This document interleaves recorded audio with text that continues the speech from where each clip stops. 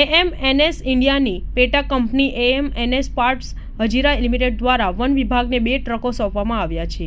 હાલમાં જ યોજાયેલા કાર્યક્રમમાં તેના વિશે વાત કરતા મંત્રીએ એએમએનએસ ઇન્ડિયા દ્વારા ગત વર્ષ તેમના સ્ટાફમાં 300 મહિલા કર્મચારીઓનો સામેલ કરાયો હતો, જેમાં એન્જિનિયરથી લઈને ડ્રાઈવર, સેફ્ટી માર્શલ અને ક્રેન ઓપરેટર તરીકે પણ મહિલાઓની ભાગીદારીની બિરદાવી હતી અને કહ્યું હતું કે પરંપરાગત વર્કિંગ ફોર્સની ભૂમિકાઓથી આગળ વધી રહી છે અને ખાસ કરીને અલગ અલગ ડિપાર્ટમેન્ટમાં મહિલાઓને રોજગારી આપીએ છીએ તે જોઈને આનંદ થયો છે. ઉપરાંત મંત્રીએ એએમએનએસ ઇન્ડિયાની એ પહેલની પણ પ્રશંસા કરી હતી, જે અંતર્ગત કંપની દ્વારા 100થી વધુ સ્થાનિક ગામડાઓની મહિલાઓને વિશેષ તાલીમ આપીને નોકરી પર રાખવામાં આવશે.